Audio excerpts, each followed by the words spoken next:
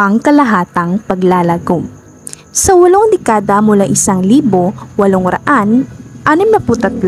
hanggang 1935, nagdaan ang Pilipinas sa 3 rehimen na nagtangkang isagawa sa bansa ang kani-kanilang layunin. Sa huling mga taon ng kanilang dominasyon, sinikap ng mga Kastila na mapanatili ang Pilipinas bilang kolonyal ng Espanya sa antas ng politika at ekonomiya.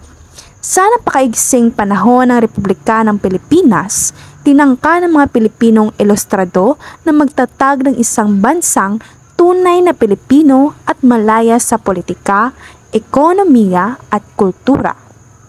Sa unang mga dekada ng okupasyong Amerikano, sinikap ng mga Amerikano na matali ang Pilipinas sa ekonomiya ng Amerika.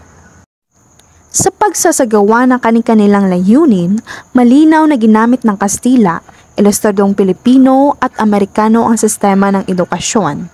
Dalawang prinsipal na paraan ang pilit na isinakatuparan ng mga Kastila. Pinalaganap ng mga liberal na Kastila ang edukasyong primarya at sekundarya upang mapadali ang hispanisasyon ng malawak na sambayanan nang sa gayoy maging realidad ang asimilasyon ng kolonyal sa inang bansa.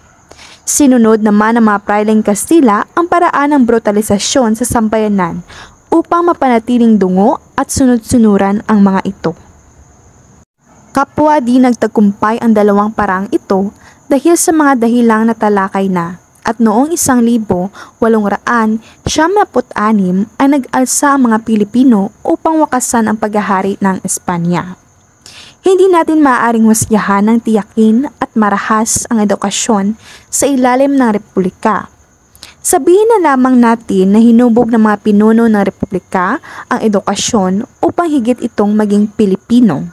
Gayunman, naipakita natin na ang konsepto ng Pilipino ng mga pinuno ay pinakitid ng kanilang ilustrado, makakastila at mayamang pananaw. Kung kaya't, pinasusurbalian natin ang maaaring naging tagumpay ng edukasyong ibig sana nilang palaganapin. Kung hindi nawasak ang unang republika, maaaring naging instrumento ito ng paghahari naman ng mga ilustrado at mayayamang Pilipino na siya nangang nagtagumpay sa pangalawang bahagi ng himagsikan. Ng mga Amerikano na hindi epektibong paraan ang armas para sa kolonisasyon ng Pilipinas, kung kaya't kinasangkapan nila ang edukasyon bilang instrumento ng pasifikasyon, dalawa ang kanilang pamaraang ginamit. Sinikap ng ilang mga diktador ng Bureau of Education na panatilihin sa antas ng edukasyong industrial ang mga Pilipino upang hindi gaano mag-isip at upang makatugon pati sa agarang pangangailangan ng kalakalan sa Amerika. Tinangka naman ng ilang diktador at ng mga gurong Amerikano at gurong Pilipinong maka-Amerikano na palaganapin ang liberal at literaryong edukasyon upang matutuhan ng mga Pilipino ang kulturang Amerikano. Nagtagumpay ang dalawang pamaraan sa tunay, malawakan at malalim na kolonisasyon ng sambayanan. Lalo pat ginawang propaganda ng Amerika na ito'y kanilang isa sa katuparan upang mahubog ang mga Pilipino bilang mga ganap na mamamayan para sa kanilang pagsasarili. Higit na naging matagumpay ang Amerika sa paggamit ng edukasyon bilang instrumento ng paghahari, pagkat nagawa nila itong malawakan at nabigyan nila ito ng maganda't mabait na mukha. Kapansin-pansin sa lahat ng panahon at rehimen na bagamat ang nagsisimula o nagpapalaganap ng sistema ng edukasyon ay ang minoridad sa itaas, banyaga man o Pilipino, ang kanilang pinupuntirya palagi ay ang malawak na masa ng sambayanan. Sa ganang anim, ito ay pagtanggap at pagkilala na rin sa masa bilang pinakamahalagang elementong makapagpapasya sa tagumpay o pagkatalo sa isang rehimen. Kahit na ang mga praile at Amerikanong nagmata sa masa ay nagsikap sa kani-kanilang paraan na masupil ang masang iyon. Gayunman, bagamat masa ang laging pinagtutuunan na masigasig na atensyon ng mga edukador, Wala isa man sa mga rehimeng nabanggit ang tunay na nagsasalang-alang o nakaunawa kaysa sa interes ng sabaynan, na siyang dapat na pinaglilingkuran sana ng edukasyon. Ang lahat ay nagsumikap na masupil, ma-indoctrinate o gawing Kristiyano o sibilisado o gawing produktibo kaysa sa masa. Ngunit walang nagtanong kung ang mga parang ito ay nakakabuti sa kabuhayan ng mga magsasaka, manggagawa at iba pang maliliit na tao. Kung pakakaisipin, wala isa man sa mga sistema ng edukasyong tinalakay ang nakabuti sa sambayanan, sapagkat ang mga sistemang ito'y ibig lamang gumamit sa kanila. Kung tunay ang kabutihan ng masa ang sinasalang-alang, nakita sana ang tunay na kabutihan ng sambayanang yaon ay ang pagpapalaya sa kanila sa larangan ng ekonomiya. Ang pagpapalaya sa kanila sa mga pwersa na sumisipsip sa kanilang dugo at kumitil ng kanilang mga buhay sa ilalim ng mga Kastila, Ilustradong Pilipino at Amerikano. Walang isa man sa mga sistema ang nagsikap na imulat ang masa sa kanilang tunay na karapatan na mabuhay ng malaya at marangal nang hindi pinagsasamantalahan ng iisang uri o lahi, maging ito'y may marahas o mapagkandili.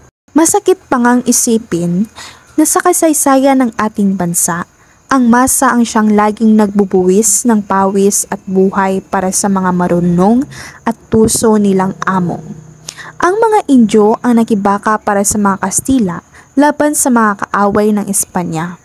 Ang mga Indio ang nagbayad ng buwis, ang nagbigay ng walang bayad sa paggawa para sa mga proyekto ng Kastila.